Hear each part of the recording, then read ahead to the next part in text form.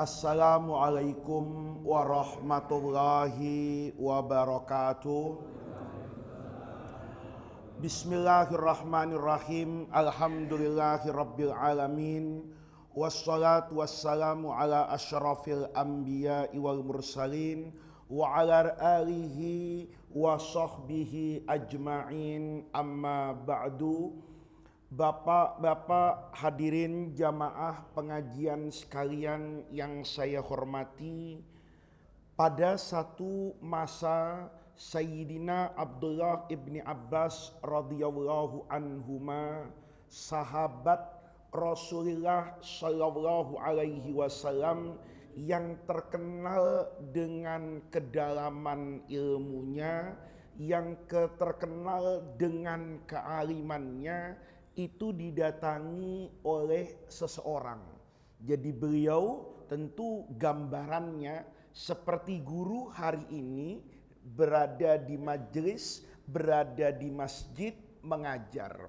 Ditanya oleh seseorang yang datang kepada beliau, beliau ditanya, "Wahai sahabat Rasulullah, apakah ada kesempatan untuk bertaubat bagi orang yang membunuh orang lain, menghilangkan nyawa orang lain?" Abdullah bin Abbas, alim besar ini, tiba-tiba menjawab, tidak ada pintu taubat untuk orang yang menghilangkan nyawa orang lain. Orang tersebut mendengar jawaban itu, mendengar fatwa itu, kemudian keluar dari masjid di mana Abdullah bin Abbas mengajar. Jadi orang ini niatnya memang cuma untuk bertanya. Begitu dijawab, maka dia kemudian keluar dari masjid. Yang tersisa di masjid ini adalah murid-murid Sayyidina Abdullah ibni Abbas yang memandang wajah gurunya itu dengan pandangan aneh, pandangan mau protes, karena jawaban guru ini dirasakan tidak selaras dengan ajaran Islam secara umum.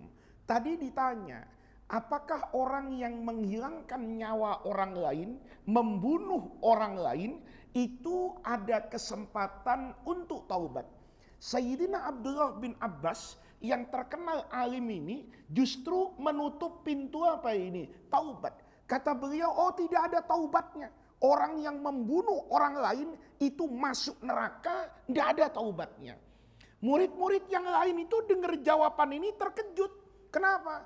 Karena semua dosa dalam Islam, selain dosa kesyirikan, itu kan ada kesempatan untuk diampuni oleh Allah kalau dia melakukan apa ini? Taubat. Innallaha la yaghfiru ayyushraka bihi. Kalau sudah bicaranya tentang syirik, menyekutukan Allah, Allah itu la yaghfir. Tapi wa yaghfiru maduna dzalika liman yasha. Allah akan apa itu? Ampuni dosa di luar syirik buat orang yang Allah apakan ini? Kehendaki. Ayat ini jelas. Hadis Nabi lebih jelas lagi. Saya pernah ceritakan di masjid ini. Ada orang bunuh orang 99. Dia tanya sama kiai, saya bisa taubat enggak? Kata kiainya, enggak bisa.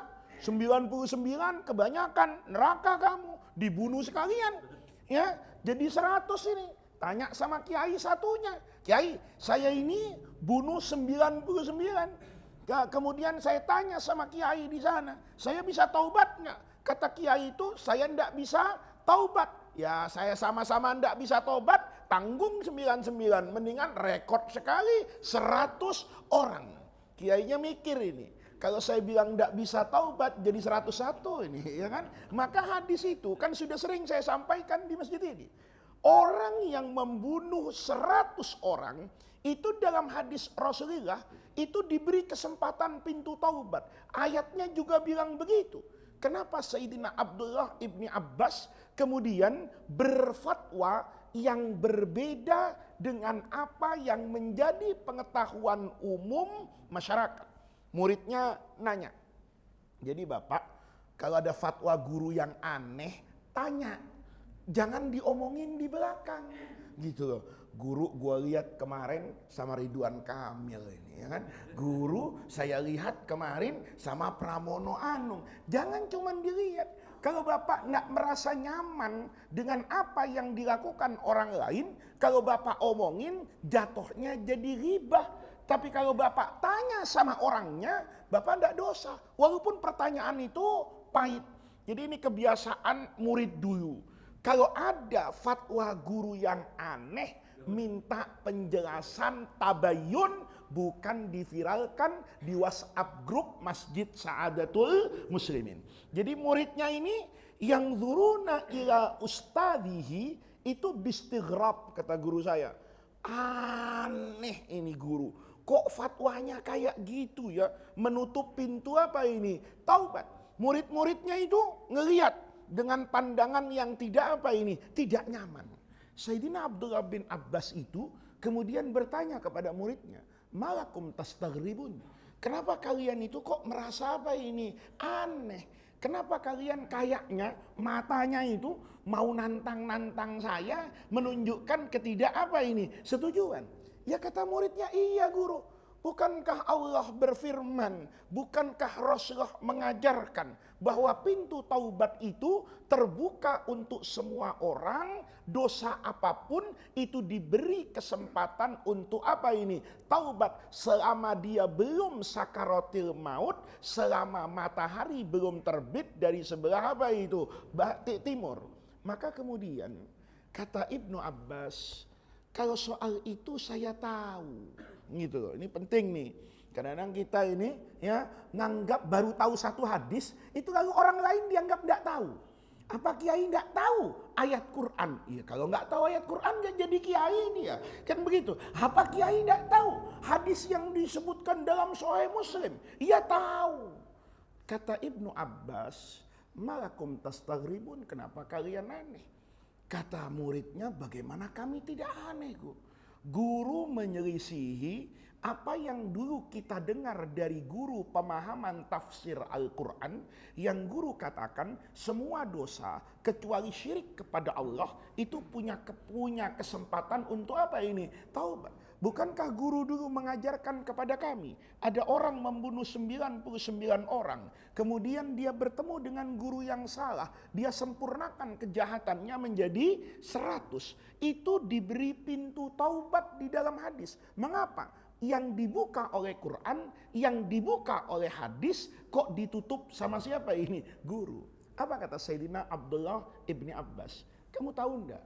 Orang tadi waktu minta fatwa sama saya bawa golok. Nah ini bahaya, ya kan? Dia bawa apa ini? Bawa parang, ya. Maka tidak boleh nanti, ya. Orang yang ngambil harta kita langsung digebukin, tidak boleh gitu. Ya, itu nanti bahaya, ya. Ini orang waktu mau tanya ini bawa apa ini? Bawa golok. Karena bawa golok, kata Abdullah bin Abbas, kalau saya fatwakan membunuh orang itu ada taubatnya. Jangan-jangan dia datang ke saya itu memang mau bunuh orang. Cuman persoalannya bisa taubat atau tidak taubat. Kalau saya bilang bisa taubat, dia bunuh orang. Udah, pokoknya gue bunuh dulu. Urusan masih bisa untuk apa ini? Taubat.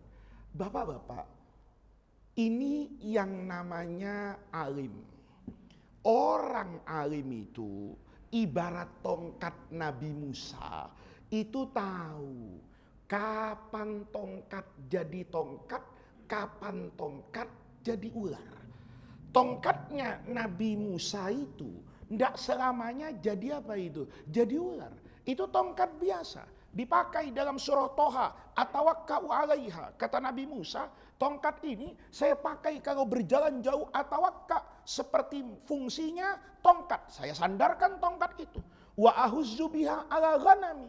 Saya kalau jalan itu kan bawa apa ini? Kambing yang banyak. Kalau ada kambing yang keluar dari koalisi, nah ya, yang keluar dari apa ini? Koalisi dari barisan ini, saya pukul pahanya pakai apa ini? Tongkat. supaya apa ini? Lurus. Waliya fiha ma'aribu ukhra. Banyak manfaatnya. Ada mangga, saya ambil pakai tongkat.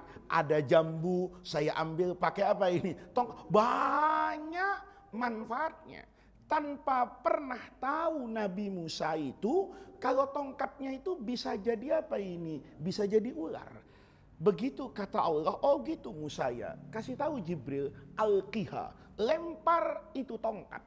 Kata Nabi Musa, untuk apa ya Allah? Saya harus melempar apa ini? Tongkat. Kata Allah, lempar aja dulu. Dilempar. Fa idza hiya hayyatun tas'a. Tiba-tiba tongkat yang kelihatannya itu benda mati, itu jadi ular yang apa ini? Yang hidup.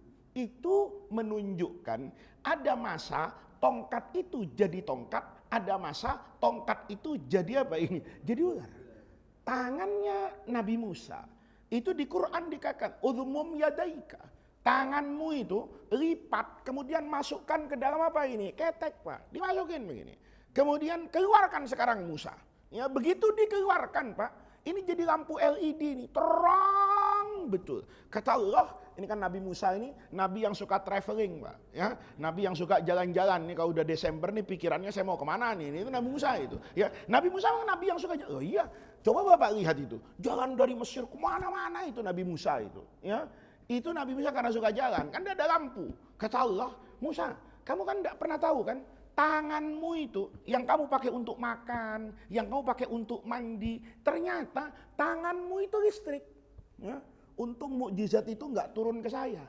Kalau turun ke saya, PLN bangkrut, Pak. Kenapa? Oh, semua rumah tinggal nyambung aja ke tangan saya, ya kan? Ini Pak, lihat nih. Tangannya Nabi Musa itu bisa begitu keluar, kaget Nabi Musa.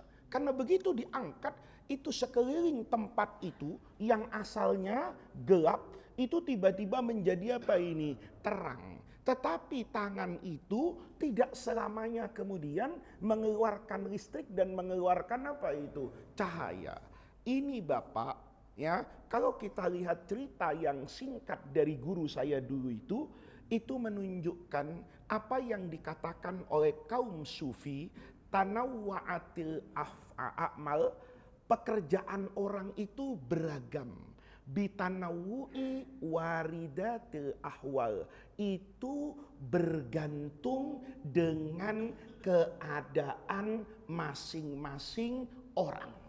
Jadi orang itu kalau mau ngelihat solehnya, bagusnya, itu tidak selalu identik dengan satu bentuk pekerjaan, tapi identik dengan kondisi yang sedang dia hadapi. Kiai itu pantasnya pakai sarung. Tapi Pak Hermawan nih RW, habis ini bersih-bersih kampung, itu kalau pakai sarung bukan soleh, ya, tapi dia mau jadi RW yang pinternya nyuruh-nyuruh. Kan kita kadang-kadang gitu kan, kalau ada kebersihan itu, orang tuh kayak saya, itu di pesantren itu kadang-kadang ustadz nih, ustadznya itu pakai sarung, saya kritik, ustadz pakai sarung itu kalau ke masjid, pakai sarung tuh tahlilan, pakai sarung tuh baca maulid, tapi memimpin santri dengan untuk kebersihan, ustadznya pakai baju putih, sarung putih, peci putih, itu yakin ustadz nyuruh-nyuruh. Kenapa? Bajunya putih. Kemudian tidak akan masuk ke tempat-tempat yang kotor. Padahal kita sedang mau membersihkan pesantren, kata-kata pembersihan itu identik dengan apa ini? Kotor. Kan begitu Pak. Bapak juga gitu. Ke stadion itu ya nggak usah pakai sarung, ya pakai sorban, nanti disangkanya dukun Persija, ya kan? Apalagi berdirinya di belakang gawang, jangan begitu, ya. Sebaliknya, ya pemain bola kalau ke masjid jangan pakai kaos Persija, gitu. Apalagi kaos pilkada, enggak boleh. Ya, begitu sholat ada gambarnya Ridwan Kamil. Begitu sholat ada gambarnya Pramono Anung. Yang sholat di belakang kebetulan musuhnya. Oh, jadi dia dukung ini. Gue baru tahu sekarang. Coba lihat. Sholatnya itu merusak apa itu? Merusak hati. Itu bapak-bapak. Ini penting. Jadi semua orang itu nanti hidupnya bisa proporsional. keadaan orang itu beda-beda. Ini kalau kita lihat nih, diatur dengan baik oleh agama supaya orang itu nanti ndak ada apanya itu, ndak ada perasaan kok Allah tidak adil ya, kok dia begitu, saya begini. Pertanyaan itu akan hilang kalau semua orang itu tahu bahwa setiap orang itu punya halun keadaan, setiap keadaan ini harus disikapi oleh sikap lahiriah yang berbeda-beda. Makom orang, Pak, makom orang beda-beda. Kalau Bapak ngelihat itu orang kok kerja banting tulang satu, ini orang kok di rumah aja. Itu jangan ditiru, Pak. Dua-duanya jangan ditiru. Yang ditiru itu apa? Keadaan Bapak. Ada orang yang dia untuk mendapatkan rezeki, dia keluar rumah.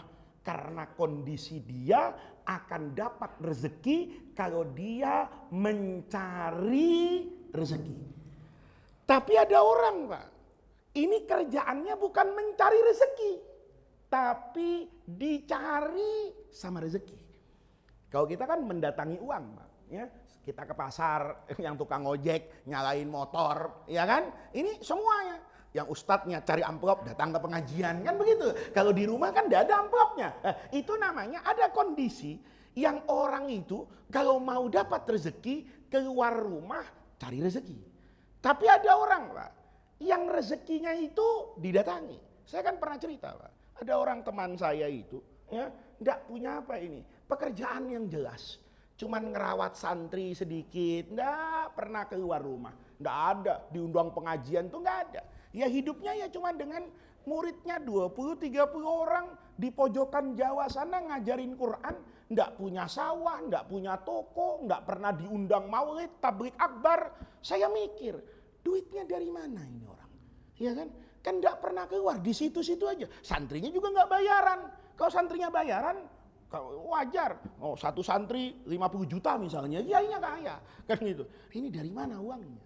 Hingga satu malam saya datang ke rumahnya. Kamu ada di rumah? Ada. Saya boleh main? Main, silahkan. Ahlan wa sahlan. Malam, Pak, jam 12 malam. Begitu saya main ke rumahnya, saya lihat rumahnya itu ya, dari mana duitnya? Ya TV ada, kulkas ya ada, hidupnya ya pantas. Saya mikir, ya kan? Tapi saya cari-cari itu rumahnya itu, lilin nggak ada, berarti nggak ngepet. Kata saya. Ya iya kan? Ya kan orang di rumah itu, ya Bapak kan sering nuduh orang tuh kadang-kadang. Lu kerja kagak, tapi duitnya banyak. Jangan-jangan kalau malam jaga apa itu lilin, itu otak kotor, Pak, gitu ya. Nggak boleh begitu. Kan kita sering melihat gitu tuh. Orang kayaknya nggak kerja, nggak apa, tapi duitnya ngapa lebih banyak dari saya. Ini Pak, ya, perasaan yang kayak gini ini yang mengotori hubungan kita dengan apa ini? Allah. Saya datang, Pak. Begitu saya datang, ada orang malam itu ngetok-ngetok pintu. Assalamualaikum Kiai. Ada orang ngetok-ngetok pintu kata saya. Dibuka itu. Begitu dibuka, tahu-tahu ada orang laki, Pak, datang. Ada apa? Kata teman saya itu. Anu Kiai, anak saya itu sakit, nggak bisa diobati, kata dokter begini-begini. Saya bawa ke rumah sakit tuh ya karena sudah lah. Mau ngapain lagi tuh, tugas saya bawa ke rumah sakit. Tapi dokter itu sudah angkat tangan. Oh ya tolong doakan Kiai. Bawa air nih, lihat air kristal ini, bawa. Ya kan? Dibawa air nih. Ini bukan punya kiainya nih, dia yang bawa air. Tolong Kiai, bagaimanapun doakan anak saya. Dibuka itu sama kiai tadi itu, dibaca-bacain, saya dengar itu. Tapi saya nggak tahu sama Bapak, ya kan? Kalau saya kasih tahu sama Bapak, sumber rezeki saya hilang. Gitu ya. Kenapa? Lah Bapak kalau tahu bacaannya kan baca sendiri nanti, nggak minta sama saya. Nah, ini nggak, saya itu harus saya rahasiakan. Itu saya berpikir, Pak. Saya berpikir, selesai dari itu. Maka ya biasa kan, begitu disembur kata orang Betawi, ya kan, ditutup, baca, ya nanti ibunya suruh bacakan sholawat, nanti kamu sebelum subuh berdoa kepada Allah, sembur juga air ini. Oh terima kasih Yai, ya salam tempel Pak. Saya salam tempel itu kan saya dengan amplop itu cukup pengalaman Pak, ya. Saya tahu lah ini kalau tebel sekian isinya berapa itu. Saya penasaran Pak, tapi untuk menghilangkan penasaran itu saya ambil dari teman saya itu, sini amplopmu, saya buka. Kenapa? Udah, saya mau coba. Saya buka Pak, Masya Allah. Itu amplop fid dunya hasanah. Isinya merah semua, pakai peci, dan jumlahnya itu lebih dari 10. Saya bilang, iya ya, saya tidak boleh bertanya, dari mana rezekinya orang ini? Ini orang beda makom, Pak. Dia didatangi oleh rezeki, bukan dia yang mencari rezeki. Didatangi oleh rezeki, rezekinya juga beda. Coba, saya jualan air ini, laku berapa ini air di toko? Paling 3.000. Ya, airnya kan sama, ini kalau dijual Pak, paling 3.000. Tapi di tangan kiai bisa 1.000.000 ini Pak. Lah iya, coba. Saya kadang-kadang berpikir nakal. Loh, ini tadi salam tempel, uangnya 1.000.000 kata saya. Kalau besok dia datang lagi, Kiai, alhamdulillah anak saya sudah lebih baik. Terus, tapi airnya habis, Kiai. Oh iya, enggak apa-apa. Saya buatkan lagi, ya kan? Salam tempel lagi, ya kan? Begitu salam tempel lagi, bisa jadi kan? Terus sembuh. Begitu sembuh, datang lagi sama Kiai. Kiai, tolong Kiai minum sekali lagi. Untuk apa? Kan sudah sembuh. Dikunci Kiai biar penyakitnya tidak datang lagi. Kan salam tempel lagi. Lah persoalannya yang sakit kayak gini kan bukan cuma satu orang. Bisa jadi ada orang di Halim kan, ya lagi bengong, stres mikirin PPN 12% misalnya. stres kayak gitu, kepikiran sawan depan masjid Pak. Ya kan? Ngomong kemana-mana. Itu kalau kita lihat orang sawan itu rezekinya kiai Pak. Ya, coba kalau ada orang sawan di Halim 10.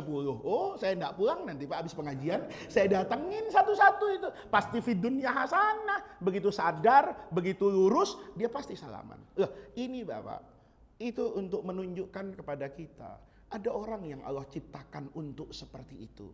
Dia tidak keluar rumah.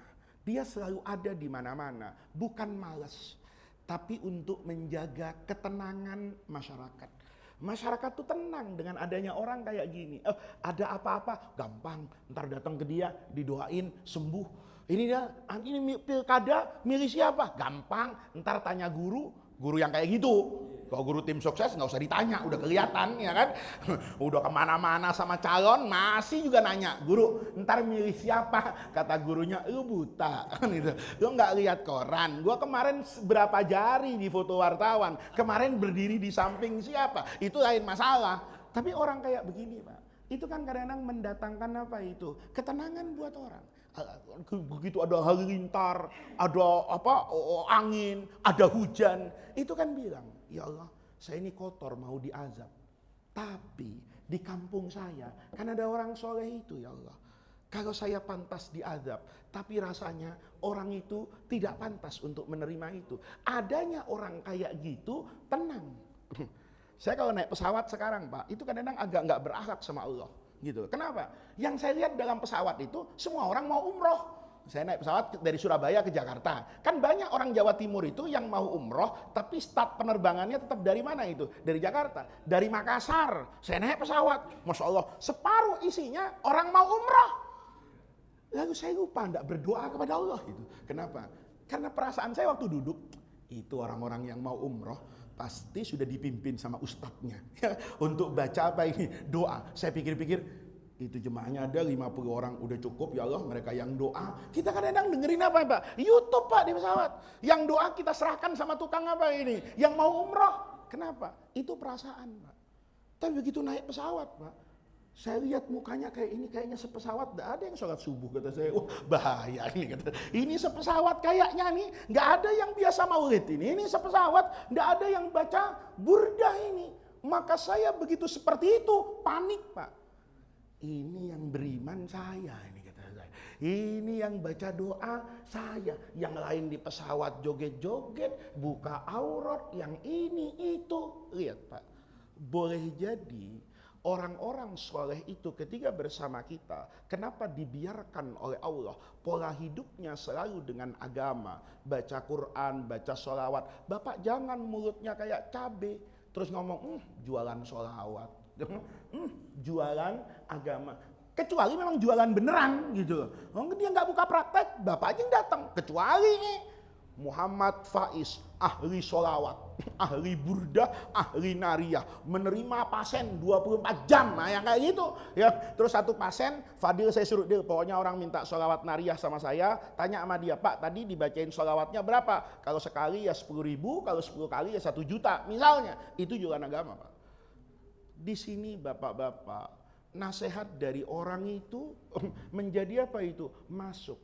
Jadi apapun pekerjaan manusia, apapun yang dilakukan oleh manusia, itu kalau pas dengan kondisinya, maka dia akan menjadi apa ini? Baik.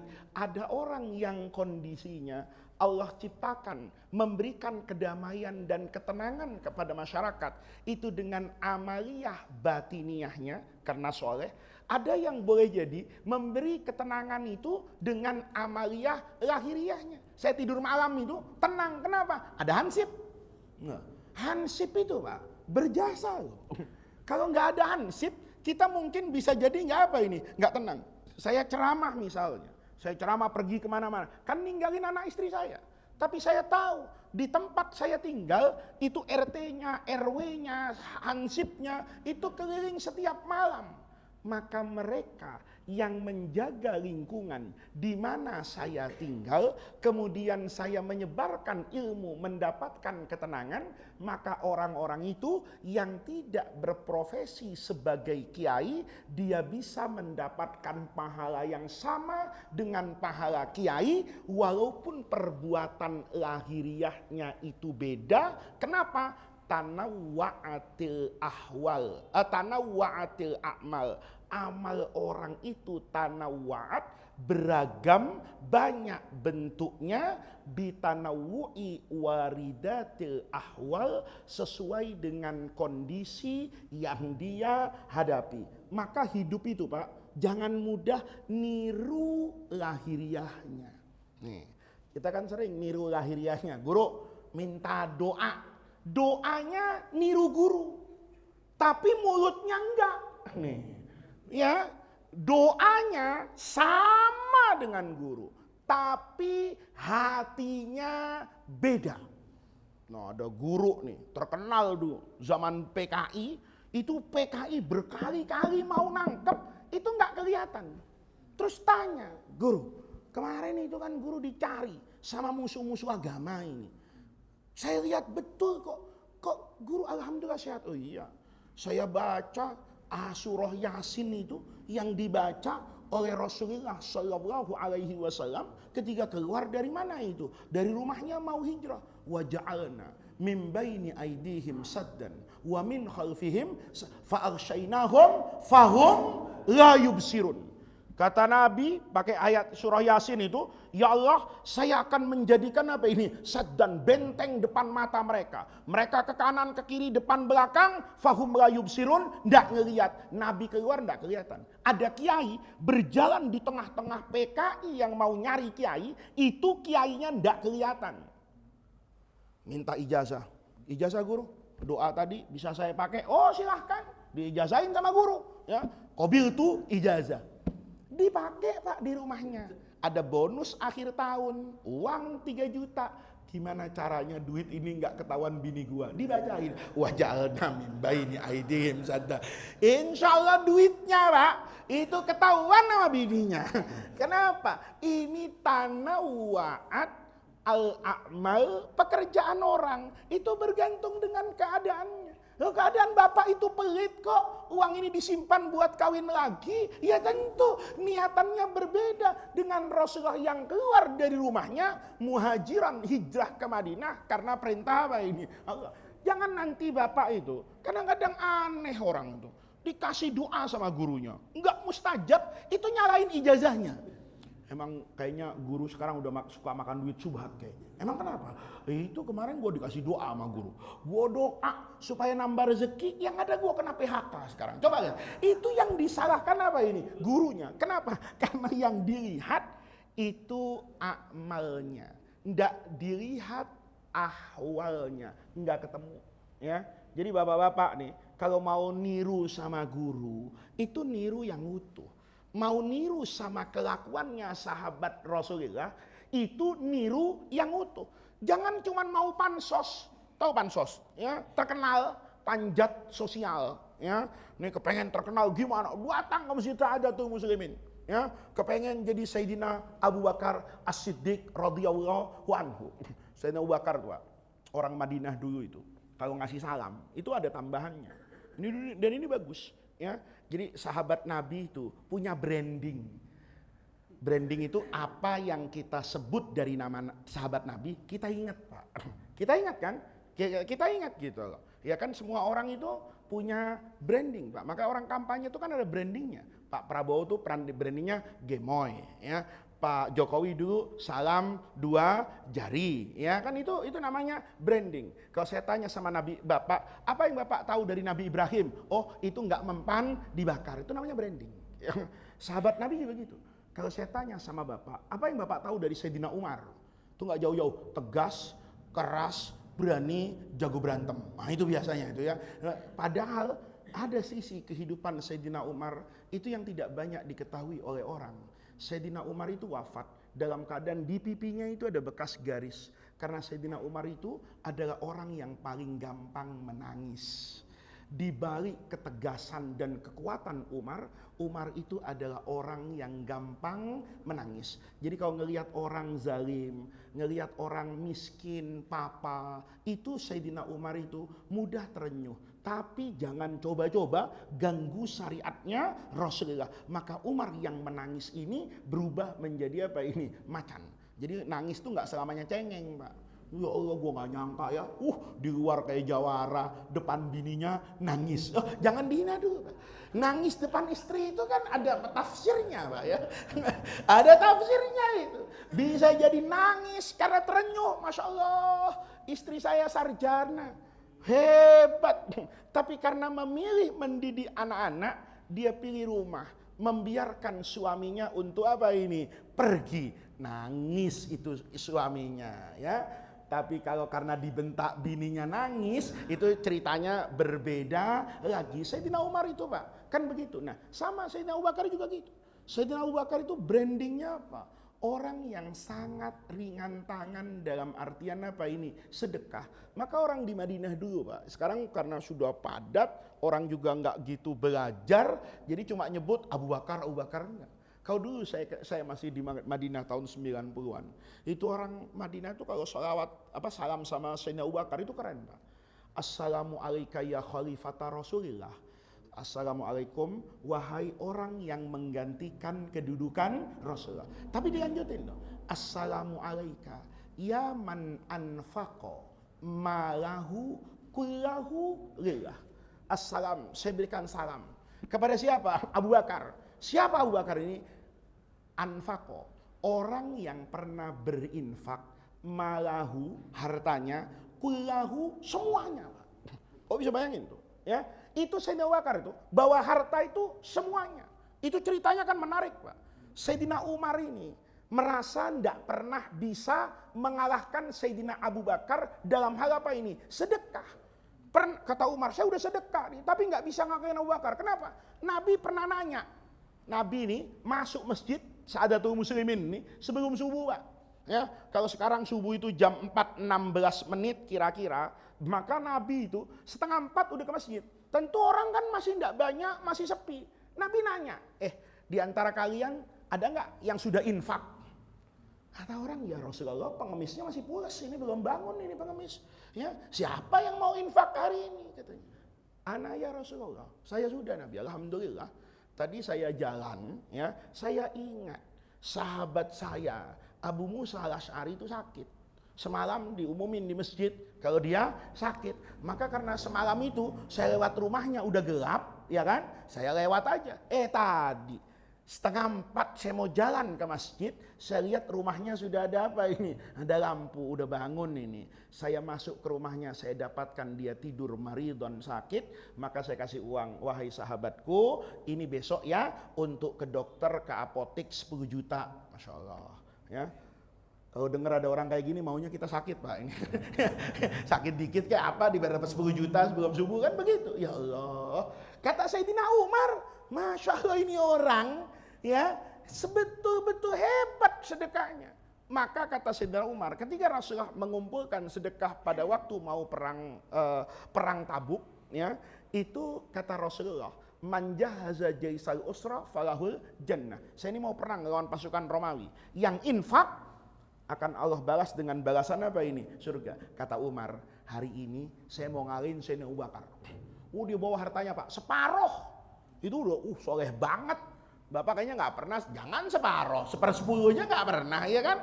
Kadang-kadang ada duit 100.000 nih, infak kagak, ya nggak ada uang kecil lagi, ya udahlah, minta maaf maaf ya, saya nggak punya uang kecil. Kata pengemis, emang gua nggak minta uang kecil, kalau ada uang besar alhamdulillah, kan begitu. Sayyidina Umar bilang, hari ini saya wallahi demi Allah niat asbiku Abu Bakrin, saya harus di atasnya Sayyidina siapa ini? Abu Bakar. Maka dia kumpulin hartanya, dia tanya bininya, ya pokoknya kita separoh ya. Iya udah, suamiku bawa untuk Rasulullah. Ya. Begitu Sayyidina Umar datang, Rasul itu nanya, bima anfaqta ya Umar? Kamu sekarang mau infak ini dengan ukurannya berapa Umar? Umar itu dengan senyum. Karena senyum bukan riak ini Pak. Senyum membahagiakan Rasulullah. Karena Nabi butuh uang. Kata Umar, al-yaum ya Rasulullah binisfi mali. Saya mau sedekah dengan separuh harta. Masya Allah. Kata Rasulullah itu puji-puji. Jazakallahu anil Islam wal muslimin. Umar, hartamu itu nanti dipakai perjuangan macam-macam. Datang Sayyidina Abu Bakar. Wa anta ya Abu Bakrin. Kamu sekarang infaknya berapa Abu Bakar? Bimali kulli ya Rasulullah. Saya semuanya Nabi. Nabi kaget. Jangan semuanya. Bininya ditinggalin ATM BSI nggak masih? Ya, ini kan ya ATM yang lain udah dikasih nih sama ini Nabi ya, tabungan saya di Bank Mandiri ya, ini pinnya saldo 1 miliar ya kan, ini di BNI ya Rasulullah, ini pinnya saldonya 10 miliar, semuanya ini. Kata Nabi, jangan semuanya. Yang BSI balikin, kasih bininya belanja, nggak usah Rasulullah. Semua untuk Nabi. Kata Nabi loh, ma abqaita li ahlika. Apa yang kamu tinggalkan untuk anak istrimu itu apa? Umar itu masih meninggalkan separuh hartanya. Kamu ninggalin apa? Apa kata Sayyidina Abu Bakar? Abqaitu lahumullah wa rasulahu. Saya tinggalkan buat mereka kecintaan kepada Allah dan kesetiaan kepada Rasulullah. Bininya diajarin juga. Ini suaminya ngaji subuh, bininya Car Free Day pakai apa itu celana yang ketat tuh apa namanya? Legging yang nggak match. Ya kan, malam Jumat suaminya ke masjid Sa'adatul Muslimin, bininya karaoke, gitu loh. Lah ini nggak match Pak, nanti nggak sama. Kata Abu Bakar, jangan khawatir Rasulullah. Nggak ada dalam hati anak dan istri saya itu rasa cemburu kepada Rasulullah ketika saya mendahulukan Rasulullah daripada mereka. Kalau kita kayak begitu, pulang ke rumah, neraka rumahnya. Kata bininya, bang, uang belanja besok bang, waduh udah nggak ada. Loh kemana bang? Udah saya kasih ke masjid Sa'adatul Muslimin.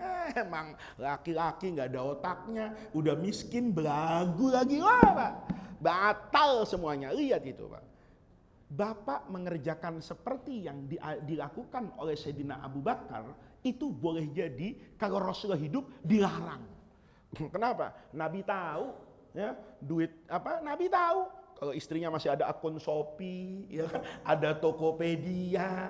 Selama masih ada Shopee, ada Tokopedia, bilang zuhud, saya tidak percaya, Pak. Ya kan? Ya, saya tidak percaya, Pak. Tapi kalau Bapak punya istri, tidak punya ATM, tidak punya M-banking, ya, tiap hari makanannya nasi sama tempe, sambal itu udah bahagia, Bapak boleh meniru Sayyidina Abu Bakar. Kalau istrinya itu ngelihat emas di toko itu baca istighfar Pak, itu boleh. Astagfirullahaladzim. Kenapa nih? Mau itu? Enggak bang, itu nanti kita ini banyak-banyak pakai emas susah masuk surga bang. Ya, oh jadi gitu. Iya bang, udah emas saya copot kasih masjid. Nah kalau bininya kayak gini Pak, kalau bininya kayak gini boleh. Kenapa? Ahwalnya berbeda. Itu kalau kita cari Pak. Semua orang yang hatinya itu sudah punya kondisi tertentu diistiqomahin. Benar Pak. Sayyidina Abu Dzar itu, saya pernah cerita kayaknya di masjid ini dulu itu. Dia ngajar kayak saya ini. Tahu-tahu di Babul Jabiyah di Syria, Damaskus hari ini, itu ada kebakaran besar Pak. Iya kan? Karena guru ngajar di kampungnya ada kebakaran, maka orang kampung tuh lari kepada Sayyidina Abu Dzar yang ada di mana ini? Di masjid. Ya sahibah Rasulullah, wahai sahabatnya Rasulullah, berhenti ngajar. Kenapa? Inna baitaka ihtaraq, rumahmu terbakar. Itu orang kampung lapor, Abu Dzarnya bilang, wallahi mahtaroko, demi Allah rumah saya nggak kebakar. Kata orang kampung, mungkin yang ngomong kita ini, ya, dia nggak percaya kalau apinya udah gede. Kita bawa Pak Hermawan, Pak RW, kan gitu kan? Nah, Pak RW datang ke sini, guru kebakaran sana guru. Pak RW datang nggak mempan, wallahi mahtar nggak kebakar. Kata RW nggak percaya nih, gue bawa camat ke sini, ya. Pak camat datang, guru berhenti ngajinya, rumah guru kebakar. Wallahi mahtar. Semua orang teriak kayak gitu, jawabannya sama. Demi Allah, rumah saya nggak kebakar. Balik orang-orang itu nyaksikan kebakaran. Waktu itu beneran, Pak. Begitu api itu masuk ke area atau ke RT yang di dalamnya rumah Sayyidina Abu Dzar, api yang berkobar itu berhenti, Pak. Begitu berhenti, yang nyaksikan itu Ustadz Fauzi. Masya Allah, memang Faiz nih sohibul karomah. Kok api bisa ngerem itu gimana kan? Ngerem api itu karena kayak dia lari ke masjid, Pak. Lapor, guru, beneran guru, rumahnya nggak kebakar. Itu saya jawabnya santai, nggak usah dikasih tahu. Ya, a'lamu annallaha lam yakum liyaf'ala dzalika. Saya tahu kok Allah nggak akan bakar rumah saya. Nih, Bapak jangan ngomong sombong amat katanya. Kalau gaya mandra itu sombong amat, dari mana dia tahu kalau Allah tidak akan membakar rumahnya? Lihat, jangan mudah vonis orang, Pak. Jangan mudah mengatakan orang ini sombong. Mungkin dia mengatakan itu bukan karena kesombongannya, tapi dia katakan itu karena kepercayaannya dengan Rasulullah. Apa yang terjadi? Dengar kayak gitu, Ustadz Fauzi ngomong, waduh, dia tahu Allah nggak bakar. Selesai pengajian dia nanya, guru, saya mau nanya ini. Nanya apa sih? Katanya. Dari dua perkataan guru itu, saya nggak tahu mana yang harus saya tanyakan terlebih dahulu. Apaan? Kata saya. Tadi 3 orang lapor ada kebakaran. Guru bilang rumah guru nggak terbakar. Dan ternyata betul-betul nggak terbakar. Saya kagum. Yang lebih kagum lagi, guru tadi ngomong, dari tadi juga gua tahu Allah nggak bakalan bakar rumah saya. Apa kata Sayyidina Abu Dzarrin? Ya saya itu ngomong kayak begitu karena saya percaya dengan janji Rasulullah.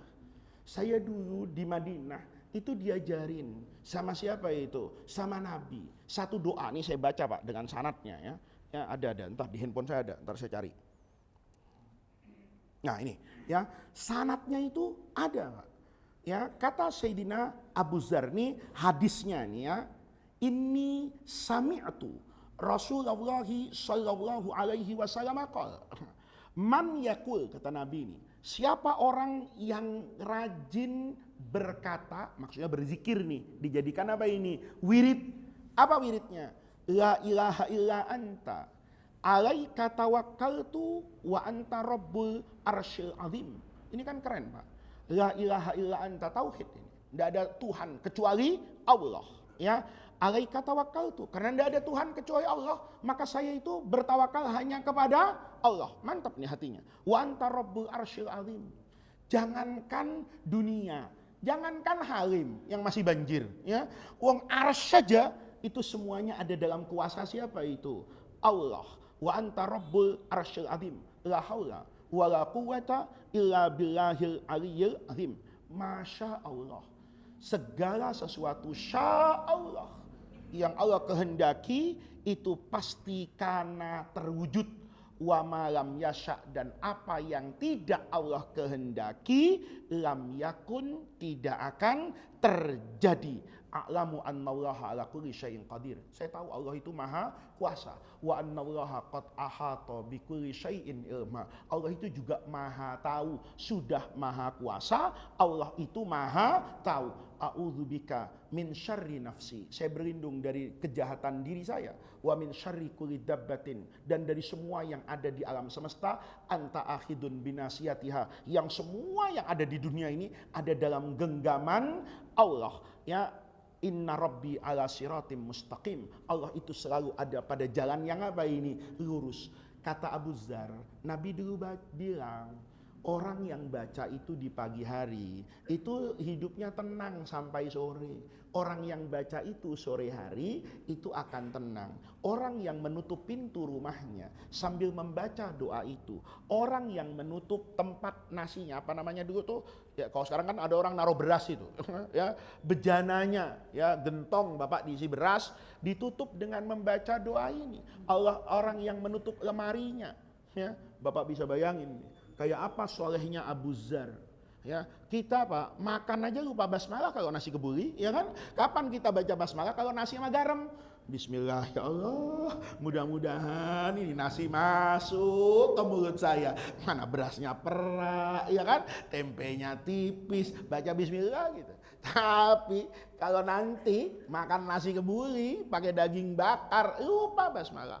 Sayyidina Abu Dzar tidak ada di rumahnya yang tidak dia gerakkan kecuali dengan kata-kata la ilaha illa anta alaika tawakkaltu wa anta rabbul arsyil azim. Itu menunjukkan semua yang ada di rumah itu dibangun dengan tauhid. Tauhidnya mengatakan percaya sama Rasulullah. Begitu saya mudawamah itu, saya merasa tenang. Saya tidak pernah lagi kepikiran dengan harta saya. Kenapa? Semuanya sudah dijaga. Siapa yang menjaga? Allah, berkat janjinya Rasulullah. Kalau kita kan nggak gitu Pak, ya kan? Diajarin doa, dipraktekin 3 hari, nggak mustajab, berhenti. Ya, barang siapa yang membaca surah Waqiah bla bla bla bla bla, Masya Allah, dia pikir surah Waqiah itu pesugihan bersertifikat halal. Oh, ini pesugihan Islami. Baca Waqiah, niatnya kaya.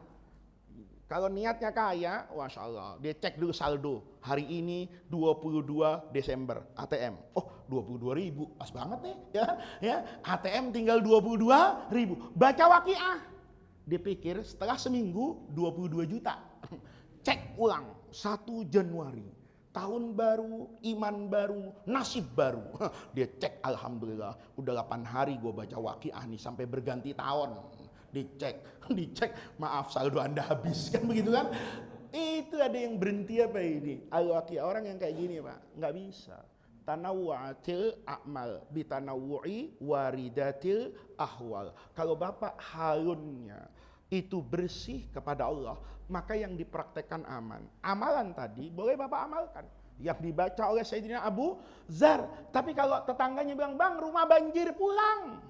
Ya, jangan nggak pulang. Kenapa? Bapak bukan Abu Dzar, Abu Gosok, ya kan? Ya, kalau Bapak Abu Dzar hatinya yakin dengan Allah. Kita mohon maaf, Pak.